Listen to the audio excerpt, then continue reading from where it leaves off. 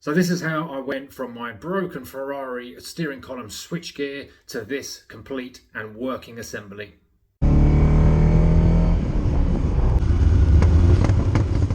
Hello and welcome to the channel. My name's Mark and this is my 1979 Ferrari 308 GTS. Those of you who watched the last video, you would have seen just as I got my MOT test, so in the UK that is the Ministry of Transport Roadworthiness Test.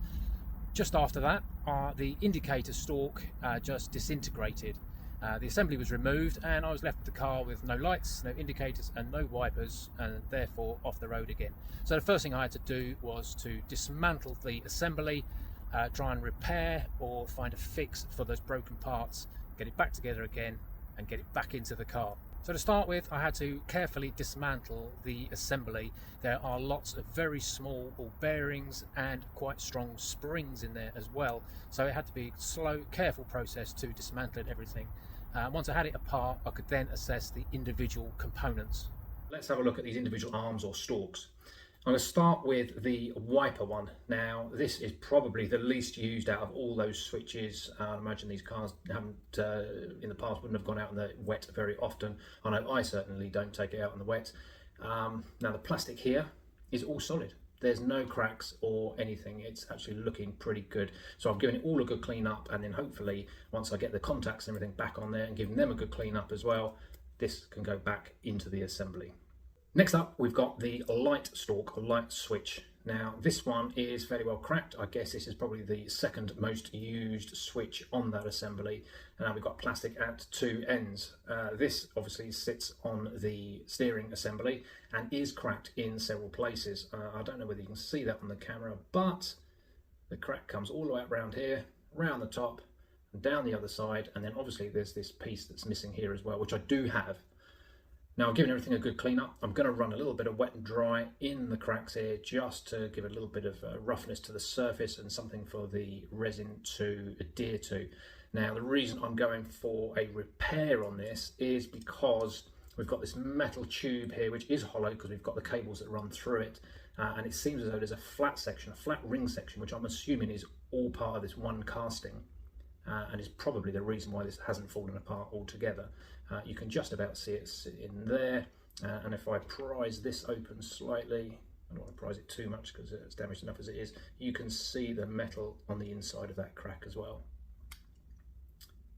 There you go. This end we've got the light switch where you've got the rotational switch for on off. This had a couple of cracks in it, and I've already given these a clean up and put some bonding in it. And I'm pretty pleased with the results.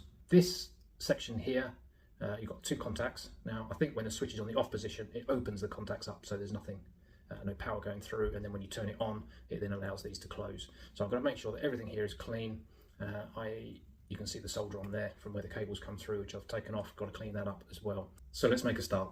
Right, that's now clamped into place. The joint itself hasn't lined up quite as well as the others I did on this end. It's going to be strong, definitely, for sure. It's not as good as I'd hoped, to be honest with you, but let's give it 24 hours and see what it looks like once it's fully set. All right, so that is not looking the best, but it is absolutely solid. It's definitely going to hold together anything that goes to it. So I might better tidy that up. It's just aesthetics. You can see the crack running through it. 24 hours later, we're on for the next bit, and the next bit I'm going to try and place this part back in again, which is tiny, which is going to go in like that. So let's prep the bond and get that in. Right, time to leave that next one another 24 hours. So here we have the final bonded plastic. All the cracks now are secure. It is really strong, so I'm really pleased with that. Doesn't look the prettiest, I agree, but I've got a couple of things I'm going to try here. Now, there is a small area of plastic missing from here, which I didn't have. You can just see the metal kind of grinning through. So I'm going to try something. It's either going to be utter genius or a complete disaster. Let's find out. We're back in the garage now to try this little method here of filling in this missing bit of plastic. It could be messy, so I didn't want to ruin my work desk. This could be a disaster, it could work, but until we try these things, we don't know. I'm very nervous about doing this, but in essence, I've got a cable tie here, which is quite soft plastic, and a blowgun, and the idea is to heat it up and then try and drip little bits of plastic, well, without melting a hole in that plastic, obviously. Oh, and actually causing a fire. Brilliant, good work. Right, I'm going to let that cool and see how that comes up. Again, not the prettiest, but it has filled the area that I needed it to fill. Okay, my plan is now to start using a bit of wet and dry on the plastic and try and smooth this out. That's with a bit of 400 to start with, and then I'm going to slowly increase the size of the paper, and then with a bit of polish. Now at this point I just want to do a quick comparison with the one that's on the other side. So this is the one that controls the wipers. Again, I'm not touching this, this is all original, but I just want to show how the light kind of plays off the plastic and the fact that it isn't perfect. So if I can get it close to that, I'll be really happy. And there we go, that's that face. Not looking too bad. Just got the other faces to do now. And I think that's getting close to being able to put back in the car. So that just leaves the question of what to do with that indicator stalk and the broken plastics that attach to the assembly. Now originally from the factory they would have had a mould. The aluminium I think would have been placed into that mould and then plastic injected around it so it would come out in one piece. I don't know for a fact, but I think that's how it would have worked, and it's not something I could do. I mean, I guess I could have created a mould of my own and tried to get the plastic injected, but I think that would have been both timely and costly. So my idea of a solution was 3D printing. It's a bit beyond my ability, so I've got to give a big shout out to Ben of Bracknell 3D printing, who took the broken plastics that I had bonded together, gave it a full scan, and then took the pieces apart, again scanned the internals to make sure that the internal shaft was correct as well, and then once he had a first prototype, I went over there, took the assembly, we tried fitting it together, made a few adjustments. Then he made another couple of prints. Again, I went over again, we tried it again, another couple of prints and tryouts as well, until we were finally happy with the final mould. And I've got to say, I am quite delighted with it. You can see here, there is the array of where we started, the moulds, and as it progressed, going through to the final thing. And then back on the assembly, this is it. This is the final piece. We've got it all back together again, and I'm really pleased with the way that's come out and the way that looks as well. So before reassembly, I did give all these connections a good clean up as well, and put a little bit of grease on just to make sure they're good. Putting it together is not straightforward. There are tiny little ball bearings and springs in each of these arms, so there's 3 going this way into the assembly, which gives us this nice snickety movement. Then you've also got on each one, so this one has got 2 connectors in here, and they are both sprung loaded. The lights again have got 2 connectors in it, again both sprung loaded, and the indicator again has just got the one, but again sprung loaded. And it was difficult. It took a lot of effort to put this together. I had springs and ball bearings flying all over the place. It was an utter nightmare, so I didn't end up filming getting this back together again. So before I get it all back into the car and complete the assembling, I'm just going to plug it all in for temporary measure and see how the repairs have gone. There we go. Okay, so now I can take the wheel off. It all feels nice and secure as well, so I'm quite pleased with that. Oh yeah, and then the indicators, you can just about see them.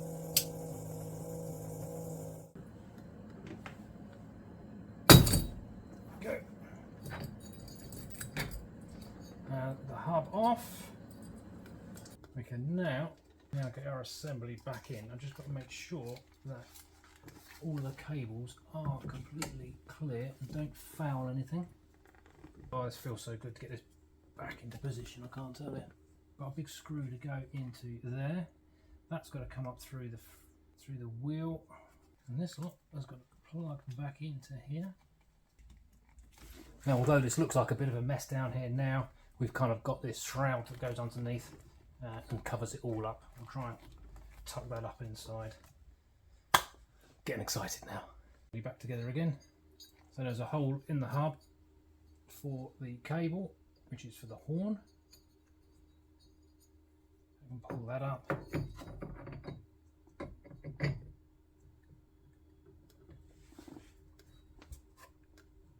Get that into place.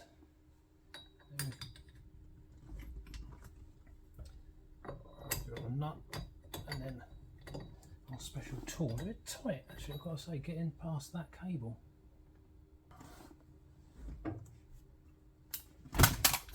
Oh! That was just my mirror coming off. Bash my head on it. Just got to be careful of this cable. Okay, so we can now just pop our horn back on,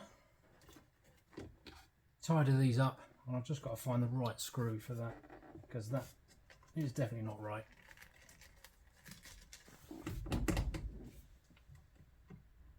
Oh,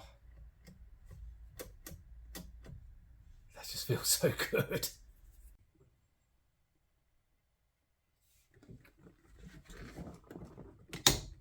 There we go.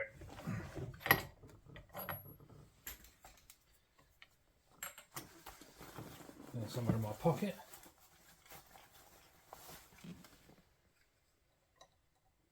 That's now going to go onto the horn push. There we go. Right, now let's try everything out. Horn works.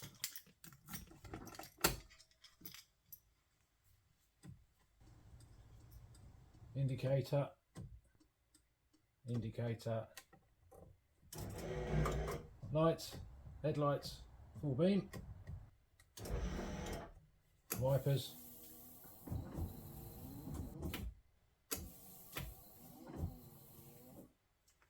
excellent. So we're fully working again now. The car is now back on the road. I can't wait to get it out. So we're all back together again. The car is back out on the road. I've just pulled it out to give it a quick shakedown. I've got a couple of issues. One is there is a short on the horn. It kept going off on the way over here. I know what the issue is, so I can repair that quite simply. The other is the self-cancelling on a right-hand turn. The left-hand indicator is working fine, but on the right-hand indicator it's just not self-cancelling. It was working before I put it back on, so hopefully it's only something small. Anyway, I hope you enjoyed the video, and until next time, cheerio.